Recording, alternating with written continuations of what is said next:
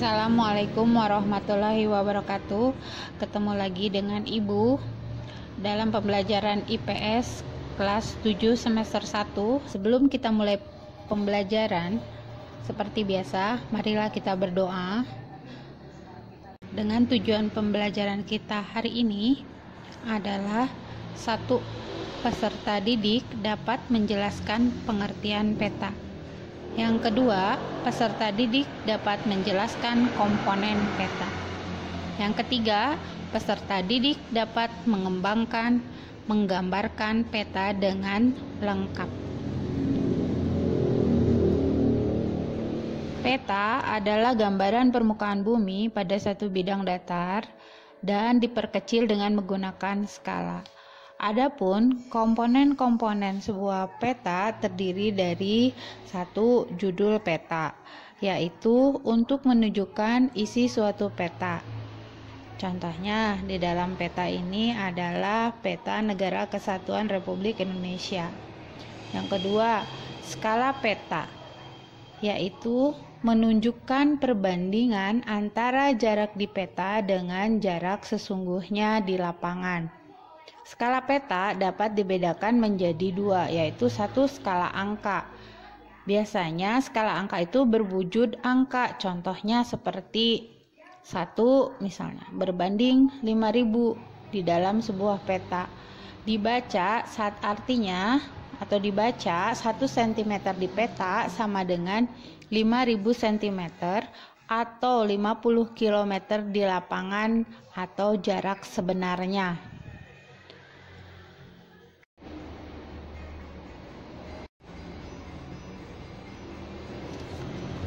Komponen peta yang ketiga adalah orientasi utara atau yang disebut dengan arah mata angin. Biasanya sebuah peta memiliki orientasi arah utara yang ditunjukkan oleh simbol berbentuk panah dengan bentuk yang bervariasi dengan terdapat dalam peta. Komponen yang keempat adalah simbol peta. Simbol peta adalah tanda khusus pada peta yang mewakili objek yang dipetakan.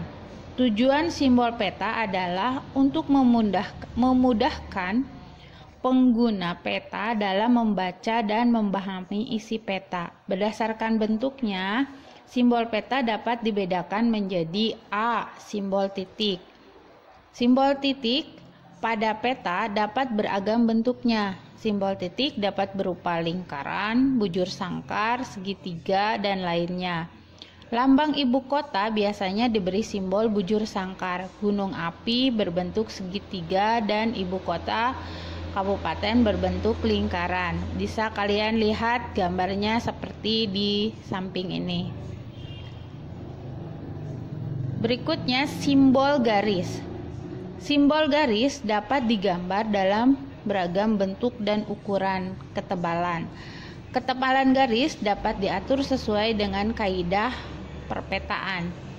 Simbol jalan biasanya berupa garis kontinu tanpa putus-putus dengan ketebalan sesuai dengan jenis jalan. Ada juga simbol warna.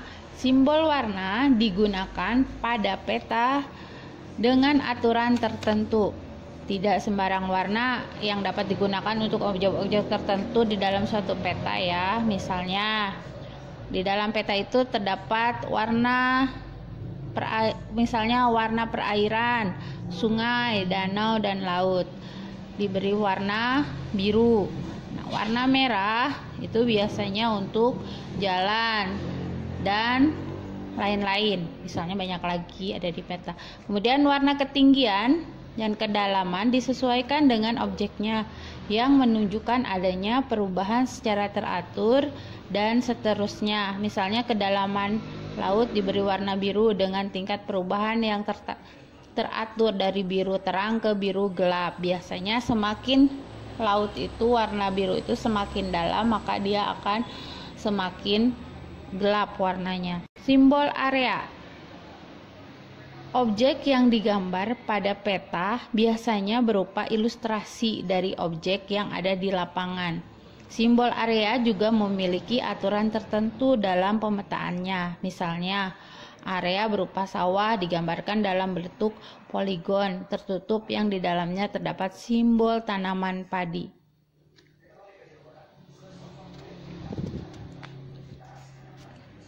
Komponen peta yang kelima adalah garis koordinat. Garis koordinat adalah garis hayal pada peta berupa koordinat peta dalam bentuk garis lintang dan garis bujur.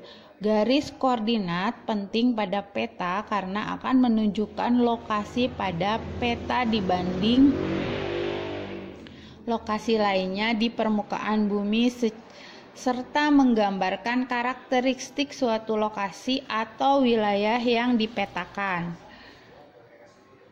6. Dalam komponen peta ada inset. Inset merupakan peta kecil yang ada pada suatu peta untuk menunjukkan lokasi daerah yang dipetakan di antara lokasi lainnya yang lebih luas. 7. Legenda. Nah, legenda di dalam menyusun komponen peta yaitu untuk menunjukkan keterangan semua objek yang ada atau muncul pada muka peta. Pada legenda inilah seorang pembaca peta akan mengetahui objek-objek pada wilayah yang dipetakan. Terakhir, yang ke-8, sumber peta. Sumber peta menunjukkan orang atau lembaga yang membuat peta. Dari sumber peta inilah diperoleh informasi pembuat peta sehingga bisa dinilai kualitas peta yang dihasilkan. Nah, sekian dulu pembelajaran dari Ibu untuk hari ini. Terima kasih. Assalamualaikum warahmatullahi wabarakatuh.